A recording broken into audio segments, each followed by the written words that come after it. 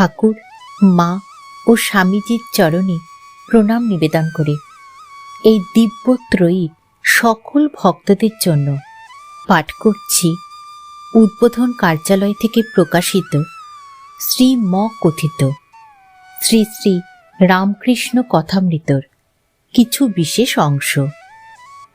আজ পাঠ করব ঠাকুর শ্রী রামকৃষ্ণ দক্ষিণেশ্বরে নরেন্দ্রাদি অন্তরঙ্গ ও অন্যান্য ভক্ত সঙ্গে পর্বের প্রথম পরিচ্ছেদ, দক্ষিণেশ্বরে কেদারের উৎসব, এবং দ্বিতীয় পরিচ্ছেদ, কামিনী কাঞ্চনে যোগের ব্যাঘাত, সাধনা ও যোগ তত্ত্ব।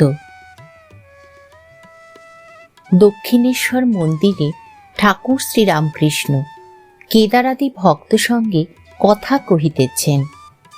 আজ রবিবার, অমাবস্যা, 13ই আগস্ট 1882 খ্রিস্টাব্দ। বেলা 5টা হইবে। শ্রীযুক্ত কেদার চাটুর্যে হালি শহরে বাটি সরকারি অ্যাকাউন্ট্যান্টের কাজ করিতেন। অনেকদিন ঢাকায় ছিলেন। সে সময় শ্রীযুক্ত বিজয় গোস্বামী তাহার সহিত সর্বদা শ্রীরামকৃষ্ণের বিষয় আলাপ করিতেন। ঈশ্বরের কথা শুনিলেই তাহার চক্ষু অশ্রুপূর্ণ হইত। তিনি পূর্বে ব্রাহ্ম সমাজভুক্ত ছিলেন। ঠাকুর নিজের ঘরের দক্ষিণের বারান্দায় ভক্ত সঙ্গে বসিয়া আছেন। রাম, মনমোহন, সুরেন্দ্র, রাখাল, ভবনাথ, মাস্টার প্রভৃতি অনেক ভক্তেরা উপস্থিত আছেন। কেদার আজ উৎসব করিয়াছেন। সমস্ত দিন আনন্দে অতিবাহিত হইতেছে। রাম একটি ওস্তাদ আনিয়াছিলেন, তিনি গান গাহিয়াছেন। গানের সময় ঠাকুর সমাধিস্থ হইয়া ঘরের ছোট খাটটিতে বসিয়াছিলেন। মাস্টার ও অন্যান্য ভক্তেরা তাহার পাদমূলে বসিয়াছিলেন। ঠাকুর কথা কহিতে কহিতে সমাধি তত্ত্ব বুঝাইতেছেন। বলিতেছেন, সচ্চিদানন্দ লাভ হলে সমাধি হয়, তখন কর্ম ত্যাগ হয়ে যায়। আমি ওস্তাদের নাম করছি, এমন সময় ওস্তাদ এসে উপস্থিত। তখন আর তার নাম করবার কি প্রয়োজন? মৌমাছি ভন ভন করে কতক্ষণ? যতক্ষণ না ফুলে বসে। কিন্তু সাধকের পক্ষে কর্ম ত্যাগ করলে হবে না। পূজা, জপ, ধ্যান, সন্ধ্যা, কবচাদি, তীর্থ সবই করতে হয়। লাভের পর যদি কেউ বিচার করে সে কেমন, মৌমাছি মধুপান করতে করতে আধো আধো গুনগুন করে যেমন। ওস্তাদটি বেশ গান গাহিয়াছিলেন। ঠাকুর প্রসন্ন হইয়াছেন। তাহাকে বলিতেছেন, যে মানুষে একটি বড় গুণ আছে, যেমন সঙ্গীত বিদ্যা, তাতে ঈশ্বরের শক্তি আছে বিশেষ রূপে। ওস্তাদ: মহাশয়, কি উপায় তাকে পাওয়া যায়? শ্রীরামকৃষ্ণ: ভক্তি সার, ঈশ্বর তো সর্বভূতে আছেন। তবে ভক্ত কাকে বলি? যার মন সর্বদা ঈশ্বরেতে আছে। আর অহংকার অভিমান থাকলে হয় না। আমি রূপ ঢিপিতে ঈশ্বরের কৃপারূপ জল জমে না, গুড়িয়ে যায়। আমি যন্ত্র। কেদারাদি ভক্তদের প্রতি সব পথ দিয়ে তাকে পাওয়া যায়, সব ধর্মই সত্য। ছাদে ওঠা নিয়ে বিষয়। তা তুমি পাকা সিঁড়ি দিয়েও উঠতে পারো, কাঠের সিঁড়ি দিয়েও উঠতে পারো, বাঁশের সিঁড়ি দিয়েও উঠতে পারো, আর দড়ি দিয়েও উঠতে পারো, আবার একটি আছলা বাঁশ দিয়েও উঠতে পারো। যদি বলো ওদের ধর্মে অনেক ভুল কুসংস্কার আছে, আমি বলি তা থাকলেই বা, সকল ধর্মেই ভুল আছে। সবাই মনে করে আমার ঘড়ি ঠিক যাচ্ছে। ব্যাকুলতা থাকলেই হলো, তার উপর ভালোবাসা টান থাকলেই হলো। তিনি যে অন্তর্যামী, অন্তরের টান ব্যাকুলতা দেখতে পান।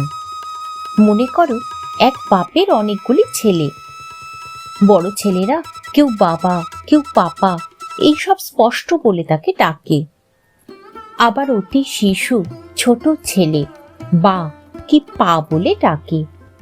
যারা বা কি পা পর্যন্ত বলতে পারে, বাবা কি তাদের উপর রাগ করেন? বাবা জানেন যে ওরা আমাকেই ডাকছে, তবে ভালো উচ্চারণ করতে পারে না। বাপের কাছে সব ছেলেই সমান। আবার ভক্তেরা তাকেই নানা নামে ডাকছে, এক ব্যক্তিকেই ডাকছে। এক পুকুরে 4টি ঘাট, হিন্দুরা জল খাচ্ছে এক ঘাটে, বলছে জল। মুসলমানেরা আর এক ঘাটে খাচ্ছে, বলছে পানি। ইংরেজরা আর এক ঘাটে খাচ্ছে, বলছে ওয়াটার। আবার অন্য লোক এক ঘাটে বলছে অ্যাকোয়া। এক ঈশ্বর, তার নানা নাম। শ্রীরামকৃষ্ণ দক্ষিণেশ্বর মন্দিরে ভক্ত সঙ্গে বিরাজ করিতেছেন। বৃহস্পতিবার, শ্রাবণ শুক্লা দশমী তিথি, 24শে আগস্ট 1882 খ্রিস্টাব্দ। আজকাল ঠাকুরের কাছে হাজরা মহাশয়, রামলাল, রাখাল প্রভৃতি থাকেন। শ্রীযুক্ত রামলাল ঠাকুরের ভ্রাতুস্পুত্র, কালীবাড়িতে পূজা করেন। মাস্টার আসিয়া দেখিলেন উত্তর পূর্বের লম্বা বারান্দায় ঠাকুর হাজরার নিকট দাঁড়াইয়া কথা কহিতেছেন। তিনি আসিয়া ভূমিষ্ঠ হইয়া ঠাকুরের শ্রীপাদ পদ্ম বন্দনা করিলেন। ঠাকুর সহাস্য বদন মাস্টারকে বলিতেছেন, আর 2-1 ঈশ্বর বিদ্যাসাগরকে দেখবার প্রয়োজন। চালচিত্র একবার মোটামুটি এঁকে নিয়ে তারপর বসে বসে রং ফলায়। প্রতিমা প্রথমে 1 মেটে, তারপর 2 মেটে, তারপর খড়ি, তারপর রং, পরে পরে করতে হয়। ঈশ্বর বিদ্যাসাগরের সব প্রস্তুত, কেবল চাপা রয়েছে। কতকগুলি সৎ কাজ করছে, কিন্তু অন্তরে কি আছে তা জানে না। অন্তরে সোনা চাপা রয়েছে, অন্তরে ঈশ্বর আছেন। জানতে পারলে সব কাজ ছেড়ে ব্যাকুল হয়ে তাকে ডাকতে ইচ্ছা হয়। ঠাকুর মাস্টারের সঙ্গে দাঁড়াইয়া কথা কহিতেছেন, আবার কখনো কখনো বারান্দায় বেড়াইতেছেন। শ্রীরামকৃষ্ণ, অন্তরে কি আছে জানবার জন্য একটু সাধন চাই। মাস্টার, সাধন কি বরাবর করতে হয়? শ্রীরামকৃষ্ণ, না, প্রথমটা একটু উঠে পড়ে লাগতে হয়, তারপর আর বেশি পরিশ্রম করতে হবে না। যতক্ষণ ঢেউ, ঝড়, তুফান আর বাঁকের কাজ দিয়ে যেতে হয়, ততক্ষণ মাঝির দাঁড়িয়ে হাল ধরতে হয়। সেইটুকু পার হয়ে গেলে আর না। যদি বাঁক পার হলো আর অনুকূল হাওয়া বইল, তখন মাঝি আরাম করে বসে, হালে হাতটা ঠেকিয়ে রাখে। তারপর পাল টাঙাবার বন্দোবস্ত করে তামাক সাজতে বসে। কামিনী কাঞ্চনের ঝড় তুফানগুলো কাটিয়ে গেলে তখন শান্তি। কারু কারু যোগীর লক্ষণ দেখা যায়, কিন্তু তাদেরও সাবধান হওয়া উচিত। কামিনী কাঞ্চনী যোগের ব্যাঘাত, যোগভ্রষ্ট হয়ে সংসারে এসে পড়ে। হয়তো ভোগের বাসনা কিছু ছিল, সেইগুলো হয়ে গেলে আবার ঈশ্বরের দিকে যাবে, আবার সেই যোগের অবস্থা। সটকা কল জানো? মাস্টার, আগে না, দেখি নাই। শ্রীরামকৃষ্ণ, ও দেশে আছে, বাঁশ নুইয়ে রাখে, তাতে বড়শি লাগানো দড়ি বাঁধা থাকে। বড়শিতে টোপ দেয়া হয়, মাছ সেই টোপ খায়, অমনি সরাত করে বাঁশটা উঠে পড়ে। যেমন উপরে উঁচু দিকে বাঁশের মুখ ছিল, সেই রূপই হয়ে যায়। নিক্তি, একদিকে ভার পড়লে নিচের কাটা উপরের কাটার সঙ্গে এক হয় না।